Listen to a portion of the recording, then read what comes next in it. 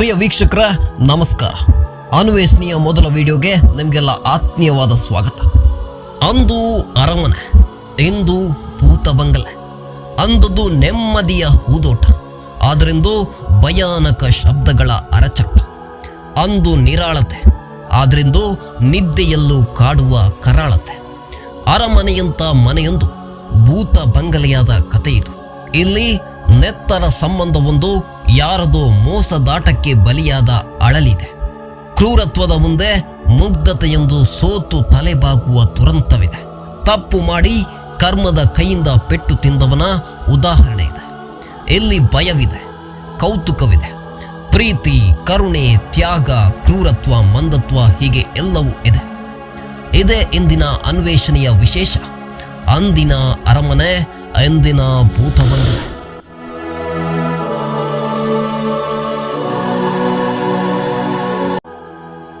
ಮಲೆನಾಡಿನ ಹಚ್ಚ ಹಸಿರಿನ ಪರಿಸರದ ನಡುವೆ ಆ ಪ್ರಕೃತಿ ಮಾತೆಗೆ ಕಲಶವಿಟ್ಟಂತೆ ಕಾಣುವ ಒಂದು ಊರು, ಅದುವೇ ಕಾನೂರು.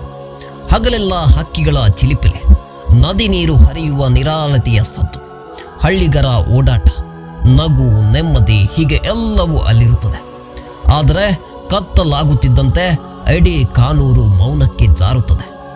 ಅಲ್ಲಿ ಜನರ ಓಡಾಟ ನಿಲ್ಲುತ್ತದೆ.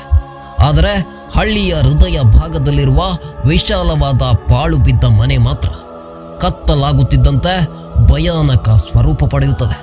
ಆ ಮನೆಯಿಂದ ಕೇಳಿ ಬರುವ ಕೂಗಾಟ, ಅರಚಾಟಗಳಿಗೆ ಇಡೀ ಕಾನೂರು ಭಯದಿಂದ ನಡುಗುತ್ತದೆ. ಸಂಜೆ 6ರ ನಂತರ ಹಳ್ಳಿಗರು ಮನೆ ಬಿಟ್ಟು ಹೊರಬರಲು ಕೂಡ ಹೆದರುವಂತಾಗಿದೆ. ಆ ಮನೆಯಲ್ಲಿ ದೆವ್ವವಿದೆ, ಅತೃಪ್ತ ಆತ್ಮಗಳ ಓಡಾಟವಿದೆ ಎಂಬುದು ಆ ಊರಿನವರ ಮಾತು. ಹಳೆಯ ಮರದ ಅದ್ಭುತ ವಿನ್ಯಾಸಗಳಿಂದ ಮಾಡಲ್ಪಟ್ಟಿರುವ ಈ ಮನೆಯನ್ನ ಖರೀದಿ ಮಾಡೋಕೆ ಬಂದ ಬಹುತೇಕರು ಒಂದಲ್ಲ ಒಂದು ಸಮಸ್ಯೆಗೆ ತುತ್ತಾದ ಉದಾಹರಣೆಗಳು ಕೂಡ ಇವೆ. ಎಲ್ಲ ಅಪಾಯಗಳನ್ನು ಬದಿಗುತ್ತಿ ಬಂಡು ಧೈರ್ಯ ಮಾಡಿ ಆ ಮನೆ ಖರೀದಿಗೆಂದು ಬಂದಿದ್ದ ಮಹಾರಾಷ್ಟ್ರ ಮೂಲದ ವ್ಯಕ್ತಿಯೊಬ್ಬ 6 ತಿಂಗಳ ಹಿಂದೆ ರಕ್ತ ಕಾರಿಸುತ್ತಿದ್ದ. ಇಷ್ಟೆಲ್ಲ ಅಪಾಯಗಳನ್ನು ಹೊತ್ತಿರುವ ಆ ಮನೆಯ ಬಳಿ ಕಾನೂರಿನ ಜನ ಹಗಲಲ್ಲೂ ಓಡಾಡಲು ಭಯಪಡುತ್ತಾರೆ. ಊರಿನ ಜನರ ಬಳಿ ಆ ಮನೆಯ ಬಗ್ಗೆ ಹೇಳೋದಕ್ಕೆ 100 ಭಯಾನಕ ಅನುಭವಗಳಿವೆ, 10 ಕಥೆಗಳಿವೆ. ಎಲ್ಲವನ್ನ ಕೇಳಿದಾಗ ಯಾವುದನ್ನ ನಂಬೋದು, ಯಾವುದನ್ನ ಬಿಡೋದು ಅನ್ನುವ ಗೊಂದಲ ದಟ್ಟವಾಗುತ್ತದೆ. ನಿಜಕ್ಕೂ ಆ ಮನೆಯಲ್ಲಿ ಅಂಥದ್ದೊಂದು ಅಮಾನುಷ ಶಕ್ತಿಯ ಓಡಾಟ ಇರಬಹುದು. ಒಂದು ವೇಳೆ ಇದ್ದರೆ ಆ ಅತೃಪ್ತ ಆತ್ಮವಾದರೂ ಯಾವುದು? ಎಂಥ 10 ಪ್ರಶ್ನೆಗಳ ನಮ್ಮನ್ನ ಆ ಮನೆಯ ನಿಜ ಇತಿಹಾಸ ತಿಳಿಯುವಂತೆ ಒತ್ತಾಯಿಸಿದ್ದವು. ಆಸಕ್ತಿ, ಕುತೂಹಲ ಎಲ್ಲವನ್ನ ತುಂಬಿಕೊಂಡು ಆ ಮನೆಯ ನಿಜ ಇತಿಹಾಸ ತಿಳಿಯ ಹೊರಟ ನಮಗೆ ಅಚ್ಚರಿಗಳ ಮೇಲೆ ಅಚ್ಚರಿಗಳು ಕಾದಿತು.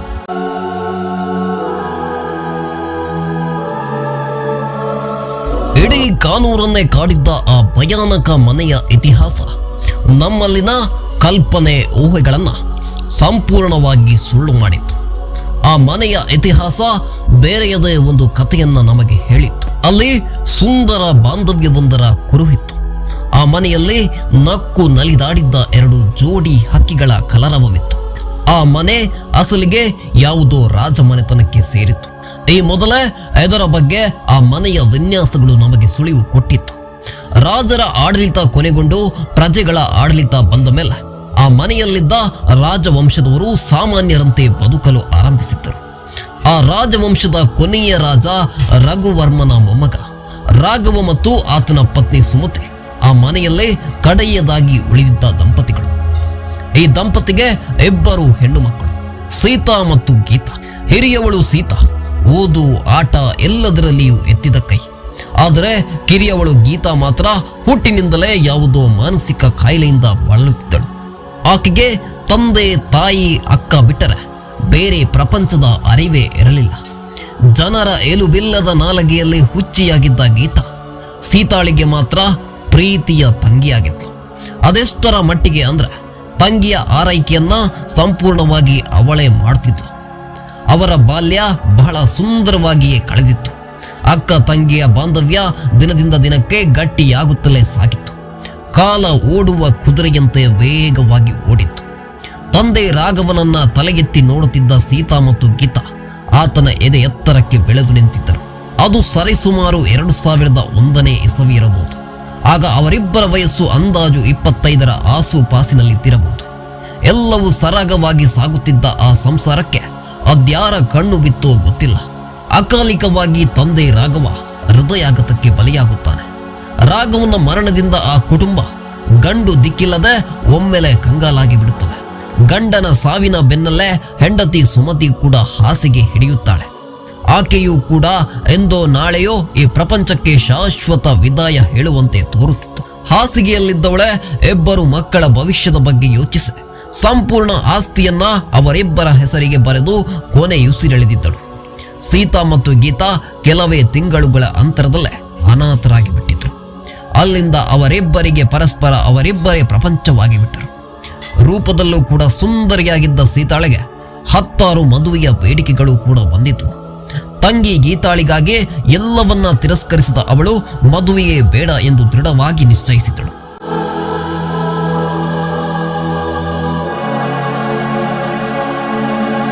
ಸದಾ ತಂಗಿಯ ಆರೈಕೆಯಲ್ಲಿ ಸೀತಾಳಿಗೆ ಅದೇನೋ ನೆಮ್ಮದಿ ದೊರೆಯುತ್ತಿತ್ತು. ಗೀತಾಳಿಗೂ ಅಷ್ಟೇ. ಸೀತಾಳನ್ನ ಬಿಟ್ಟರೆ ಬೇರೊಂದು ಪ್ರಪಂಚದ ಅರಿವೇ ಇರಲಿಲ್ಲ. ಅದೆಷ್ಟರ ಮಟ್ಟಿಗೆ ಅಂದರೆ ಬರುತ್ತಾ ಗೀತಾ ಆಕೆಯನ್ನೇ ಅಮ್ಮ ಎಂದು ಕರೆಯಲಾರಂಭಿಸಿದ್ದಳು. ಆಕೆಯ ಅಮ್ಮ ಎನ್ನುವ ಕೂಗಿನಲ್ಲೇ ಸೀತಾ ತನ್ನೆಲ್ಲ ನೋವುಗಳನ್ನು ಮರೆಯುತ್ತಿದ್ದಳು. ಅಕ್ಕ ತಂಗಿಯ ಬಾಂಧವ್ಯವೊಂದು ಅಮ್ಮ ಮಗಳ ಬಾಂಧವ್ಯದಂತೆ ಕಾಲ ಕಳೆದ ಹಾಗೆ ಪ್ರಬಲವಾಗುತ್ತಲೇ ಹೋಯಿತು. ಸೀತಾಳ ರೂಪದಂತೆ ಆಕೆಯ ಹೃದಯವೂ ಕೂಡ ವಿಶಾಲವಾಗಿತ್ತು. 2 ಪೀಳಿಗೆ ಕೂತು ತಿನ್ನುವಷ್ಟು ಆಸ್ತಿಯು ಅವಳ ಹೆಸರಿನಲ್ಲಿತ್ತು. ಆದರೆ ಸೀತಾ ಎಂದೂ ಆಸ್ತಿಗಾಗಿ ಪರಿತಪಿಸಿದವಳೇ ಅಲ್ಲ. ಅವಳಿಗೆ ಆ ಕುರಿತ ಕೊಂಚ ಆಸಕ್ತಿಯೂ ಇರಲಿಲ್ಲ. ಕಷ್ಟ ಅಂತ ಮನೆ ಬಾಗಿಲಿಗೆ ಬಂದ ಜನರ ಕಷ್ಟಕ್ಕೆ ಮಿಡಿಯುತ್ತಿದ್ದ ನಿಸ್ವಾರ್ಥ ಮನಸ್ಸು ಅವಳದು. ನೋವಿನಿಂದ ಬಂದವರಿಗೆ ತನ್ನಿಂದಾದ ಸಹಾಯವನ್ನ ಮಾಡಿ ಅವರಿಗೆ 4 ಸಾಂತ್ವನದ ಮಾತು ಹೇಳಿ ಧೈರ್ಯ ತುಂಬುತ್ತಿದ್ದ ಸೀತಾ ಅಳಿದು ಹೋದ ರಾಜವಂಶದಲ್ಲೂ ಉಳಿದು ಹೋದ ಮಹಾರಾಣಿಯಂತೆ ಊರಿನವರ ಕಣ್ಣಿಗೆ ಗೋಚರಿಸುತ್ತಿದ್ದಳು. ಹೀಗೆ ಸೀತಾ ಮತ್ತು ಗೀತಾಳ ಬದುಕು ಸರಾಗವಾಗಿಯೇ ಸಾಗುತ್ತಿತ್ತು. ಆದರೆ ಅದೊಂದು ದಿನ ಕಾರ್ಮೋಡ ದಟ್ಟವಾಗಿ ಕವಿದಿತ್ತು. ಅಪಾಯದ ಸುಳಿವೊಂದು ಅರಿಯದೆಯೇ ಅವರ ಬದುಕನ್ನು ಹೊಕ್ಕಿತ್ತು. ಈ ಕಥೆಯಲ್ಲೇ ಹೊಸದೊಂದು ಪಾತ್ರದ ಆಗಮನವಾಗಿತ್ತು. ಸೀತಾ ಮತ್ತು ಗೀತಾಳ ಮಾವ ಅಂದರೆ ಅವರ ತಾಯಿ ಸುಮತಿಯ ತಮ್ಮ ವೈಕುಂಠ ಆ ದಿನ ಅಚಾನಕ್ಕಾಗಿ ಅವರ ಮನೆಗೆ ಬಂದವನೇ ಸೀತಾಳನ್ನ ಮದುವೆಯಾಗುವಂತೆ ಪೀಡಿಸಿದ್ದ. ನಿನಗೊಂದು ಒಳ್ಳೆಯ ಗಂಡು ಹುಡುಕಿದ್ದೇನೆ. ಹೆಣ್ಣು ಮಕ್ಕಳು ಈ ರೀತಿ ಮದುವೆಯಾಗದೆ ಜೀವನ ನಡೆಸೋದು ಒಳ್ಳೆಯದಲ್ಲ, ಅದು ನಮ್ಮ ಕುಟುಂಬಕ್ಕೆ ಶೋಭೆಯಲ್ಲ ಎಂದೆಲ್ಲ ಮದುವೆಗಾಗಿ ಸೀತಾಳ ಮನ ಒಲಿಸಲು ಪ್ರಯತ್ನಿಸಿದ್ದ. ಆದರೆ ತಂಗಿ ಗೀತಾಳ ವಿಚಾರವನ್ನೇ ಮುಂದಿಟ್ಟು ಸೀತಾ ಮಾವನ ಮದುವೆಯ ಬೇಡಿಕೆಯನ್ನ ತಿರಸ್ಕರಿಸಿದ್ದಳು.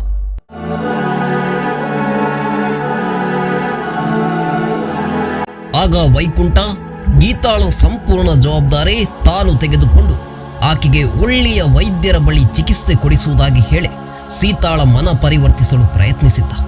ಈ ವಿಚಾರದಲ್ಲಿ ಸುಮಾರು ಹೊತ್ತು ಚರ್ಚೆ ನಡೆದು ತಂಗಿ ಗೀತಾಳಿಗೆ ಮಾವ ವೈಕುಂಠ ಒಳ್ಳೆಯ ಕಡೆ ಚಿಕಿತ್ಸೆ ಕೊಡಿಸಿ ಆಕೆಯ ಆರೈಕೆ ಮಾಡುತ್ತಾನೆ ಅನ್ನುವ ಒಂದೇ ಒಂದು ಭರವಸೆಯ ಮೇಲೆ ಸೀತಾ ಮದುವೆಗೆ ಒಪ್ಪಿಕೊಳ್ಳುತ್ತಾಳೆ. ಕಣ್ಣು ಮುಚ್ಚಿ ಕಣ್ಣು ತೆರೆಯುವ ಹೊತ್ತಿಗೆ ಸೀತಾಳ ಮದುವೆ ಅದ್ದೂರಿಯಾಗಿ ಮುಗಿದೇ ಹೋಗಿತ್ತು. ಮದುವೆ ಮಾಡಿಕೊಂಡು ಸೀತಾ ಕಾನೂರು ಬಿಟ್ಟು ಗಂಡನ ಮನೆ ಸೇರಿದ್ರು. ಇನ್ನು ಗೀತಾಳನ್ನ ಮಾವ ವೈಕುಂಠ ತನ್ನ ಊರಿಗೆ ಕರೆದುಕೊಂಡು ಹೋಗಿದ್ದ. ಅಲ್ಲಿಂದ ಕಾನೂರಿನ ಆ ವಿಶಾಲ ಮನೆ ಅನಾಥವಾಗಿ ಬಿಡುತ್ತದೆ. ಸೀತಾ ಮದುವೆಯಾಗಿ ಹೋಗುವಾಗ ತನ್ನ ಹೆಸರಿನಲ್ಲಿದ್ದ ಸಂಪೂರ್ಣ ಆಸ್ತಿಯನ್ನು ಮುಂದೆ ತಂಗಿಯ ಭವಿಷ್ಯ ನೋಡಿಕೊಳ್ಳುವ ಸಲುವಾಗಿ ಮಾವ ವೈಕುಂಠನ ಹೆಸರಿಗೆ ಬರೆದಿದ್ದರು.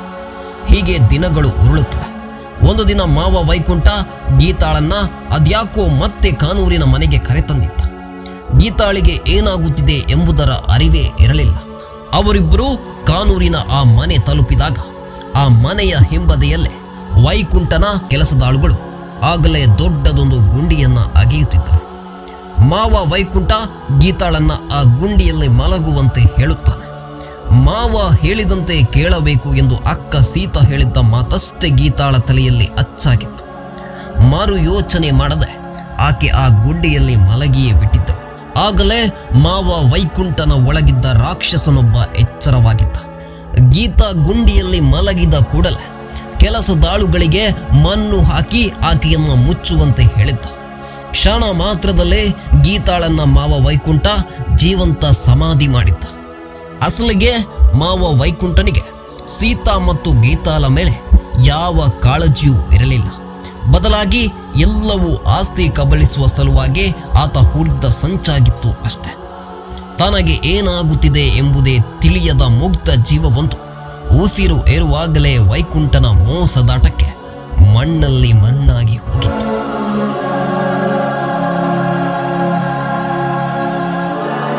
ಈ ಸಂದರ್ಭದಲ್ಲಿ ಸೀತಾ ತುಂಬು ಗರ್ಭಿಣಿ.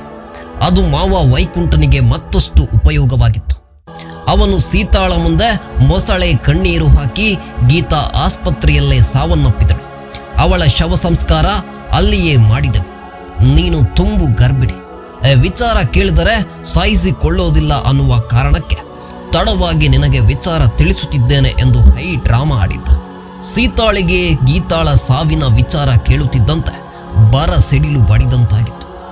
ಒಂದು ಕ್ಷಣ ನಂಬಲಸಾಧ್ಯವೆನಿಸಿದರೂ ಮಾವ ವೈಕುಂಠನ ಮೊಸಳೆ ಕಣ್ಣೀರಿಗೆ ಸೀತಾ ಮರುಳಾಗಿದ್ದಳು. ಗೀತಾಳ ಮುಖವನ್ನ ಕಡೆ ಕ್ಷಣದಲ್ಲೂ ಕಾಣಲು ಸಾಧ್ಯವಾಗಲಿಲ್ಲ ಅನ್ನುವ ಕೊರಗು ಸೀತಾಳನ್ನ ಬಲವಾಗಿ ಕಾಡಿತ್ತು. ಏನೇನು ಆಸ್ತಿ ಹೊಡೆಯಲು ವೈಕುಂಠ ಹೂಡಿದ್ದ ಮಾಸ್ಟರ್ ಪ್ಲಾನ್ ಸಕ್ಸಸ್ ಆಯಿತು ಅನ್ನುವಷ್ಟರಲ್ಲೇ ಮತ್ತೊಂದು ಅಚ್ಚರಿ ಕಾದಿತ್ತು. ಕಾನೂರಿನ ಆ ದೊಡ್ಡ ಮನೆಯ ಮುಂದೆ ಅದೊಂದು ದಿನ ದಟ್ಟವಾಗಿ ಜನ ಸೇರಿದ್ದರು. ಗರ್ಭ ಹೊತ್ತು 8 ತಿಂಗಳು ತುಂಬಿದ್ದ ಸೀತಾ ಕೂಡ ಅಂದು ಅಲ್ಲಿಗೆ ಬಂದಿದ್ದಳು. ಅಷ್ಟಕ್ಕೂ ಅಲ್ಲಿ ಅಂಥದ್ದೇನಾಗಿತ್ತು ಅಂತೀರಾ? ಹೇಳ್ತೀವಿ ನೋಡಿ. ಕಾನೂರಿನ ಆ ದೊಡ್ಡ ಮನೆಯ ಮುಂಭಾಗದಲ್ಲೇ ವಿಚಿತ್ರವೆಂಬಂತೆ ಮಾವ ವೈಕುಂಠ ನೇಣು ಹಾಕಿಕೊಂಡು ಆತ್ಮಹತ್ಯೆಗೆ ಶರಣಾಗಿದ್ದ. ಅಲ್ಲದೆ ಸಾವಿಗೂ ಮುನ್ನ ಬರೆದ ಪತ್ರದಲ್ಲೇ ತಾನು ಮಾಡಿದ್ದ ಎಲ್ಲ ತಪ್ಪಿನ ಬಗ್ಗೆಯೂ ಎಲೆ ಎಲೆಯಾಗಿ ಬರೆದಿಟ್ಟಿದ್ದ. ಗೀತಾಳನ್ನ ಜೀವಂತ ಸಮಾಧಿ ಮಾಡಿರುವ ವಿಚಾರ ತಿಳಿದು ಸೀತಾಳ ಜೊತೆಗೆ ಇಡೀ ಕಾನೂರು ಒಂದು ಕ್ಷಣ ಬೆಚ್ಚಿ ಬಿದ್ದಿತ್ತು. ಮಾವ ವೈಕುಂಠ ನಿಜಕ್ಕೂ ಆತ್ಮಹತ್ಯೆ ಮಾಡಿಕೊಂಡಿರಬಹುದಾ ಅಥವಾ ಗೀತಾಳ ಆತ್ಮವೇ ಆತನನ್ನ ಕೊಂದಿರಬಹುದಾ ಅನ್ನುವ ಹಲವಾರು ಪ್ರಶ್ನೆಗಳು ಜನರಲ್ಲಿ ಹುಟ್ಟಿಕೊಂಡಿತ್ತು.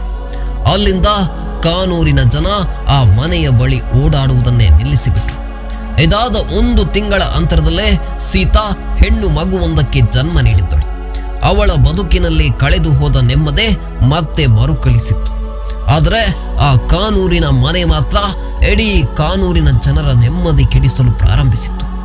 ಎಂದಿಗೂ ಅಲ್ಲಿ ಕತ್ತಲಾದರೆ ಆ ಮನೆಯಿಂದ ಭಯಾನಕ ಕೂಗಾಟ ಅರಚಾಟಗಳು ಕೇಳಿ ಬರುತ್ತವೆ. ಅಲ್ಲಿ ಗೀತಾಳ ಆತ್ಮ ಇದೆ ಎಂದು ಜನ ಎಂದಿಗೂ ನಂಬುತ್ತಾರೆ. ಹೀಗೆ ಅರಮನೆಯತ್ತ ಮನೆಯೊಂದು ವರುಷಗಳ ಅಂತರದಲ್ಲಿ ಭೂತ ಬಂಗಲೆಯಾಗಿತ್ತು.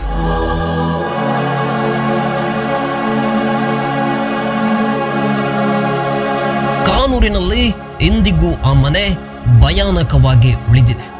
ಆ ಮನೆಯಲ್ಲಿ ನಿಜಕ್ಕೂ ಗೀತಾಳ ಆತ್ಮವೇ ಇದೆಯಾ? ತನ್ನ ಸೇಡು ತೀರಿಸಿಕೊಂಡ ಮೇಲೂ ಅದು ಅಲ್ಲಿಯೇ ಇರಲು ಸಾಧ್ಯವ?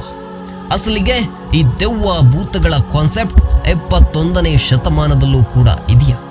ಇವುಗಳಿಗೆ ಉತ್ತರ ನಮ್ಮ ಬಳಿಯೂ ಇಲ್ಲ. ಒಳ್ಳೆಯದು ಅಂತ ಇದ್ದ ಮೇಲೆ ಕೆಟ್ಟದ್ದು ಕೂಡ ಇದ್ದೇ ಇರುತ್ತದೆ. ಈ ಪ್ರಪಂಚದಲ್ಲೇ ವಿಜ್ಞಾನವನ್ನ ಮೀರಿದ ಒಂದು ಪರಿಕಲ್ಪನೆಯೂ ಕೂಡ ಇದೆ. ಅದಿನ್ನೂ ಭೇದಿಸಲಾಗದ ಮರ್ಮವಾಗಿಯೇ ಉಳಿದು ಬಿಟ್ಟಿದೆ. ಬಹುಶಃ ಕಾನೂರಿನ ಈ ಮನೆಯೂ ಕೂಡ ಅಂಥದ್ದೇ ಗುಂಪಿಗೆ ಸೇರುತ್ತದೆ. ಇದಿಷ್ಟು ಈ ಬಾರಿಯ ಅನ್ವೇಷಣೆಯ ವಿಶೇಷ.